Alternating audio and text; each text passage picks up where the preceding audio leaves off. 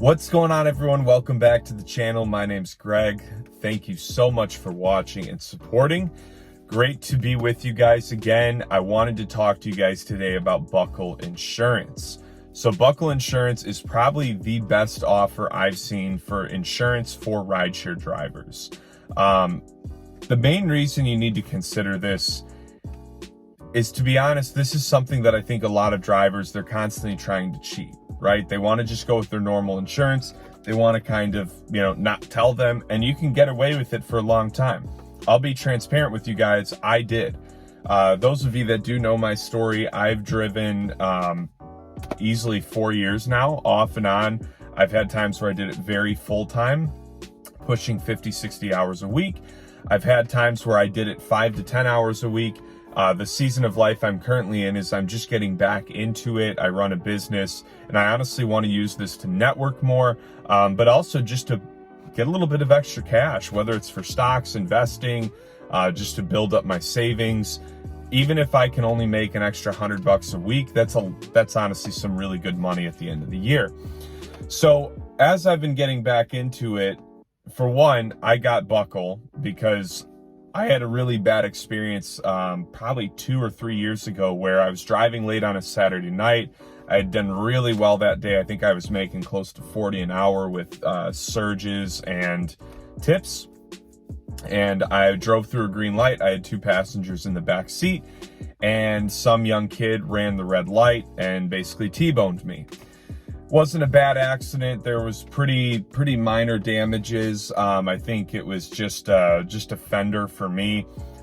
His car was, not too bad either, but my car actually had to go to the shop for 2 weeks just to get the new parts in. So for one, what was really frustrating is that I wasn't 25 yet at the time, and so I just even go get a rental, the insurance wouldn't cover the under 25 fee. So I had to pay that out of pocket, and I couldn't use the rental to drive. It was a really frustrating scenario. Looking back, I probably just would have used one of the rental services through Uber or Lyft. But the problem that really happened was because I wasn't covered with rideshare insurance, I just had my normal insurance. I couldn't really lie about it, just being real with you guys, because I had passengers in the back seat. So when the accident report and everything was filed, the issue I had is that I had 2 passengers. What am I going to tell them? That I was, hey, can you do me a steal and pretend that we're buddies and I just picked you guys up after a late night?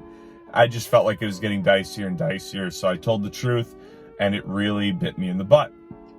So what happens is my insurance at the time, I think it was either Geico or State Farm, I can't even remember. I ended up changing carriers after that.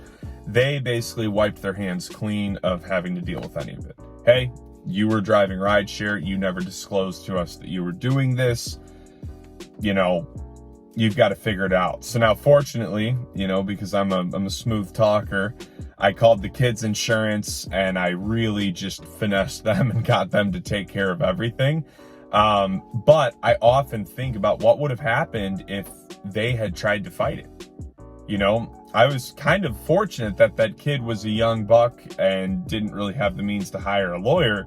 But if he had, I would have lost that case for not having the proper rideshare insurance, even though he was definitely at fault. He blew a red light. There are all kinds of loopholes in the legal system. And my fear for you guys, because this was me, is I tried to just play it lucky for too long. Oh, I'm a good driver. I'm never going to get in an accident. I just never thought it would be an issue I would run into. So now looking back, to have an option like Buckle that's cheaper, that just gives me that peace of mind while I'm driving to know even in a rideshare car crash incident, I'm covered. That's beyond essential. It's imperative. It is something you need to have for your own peace of mind at the very least. So make sure you guys check out Buckle. There's a link in the description below.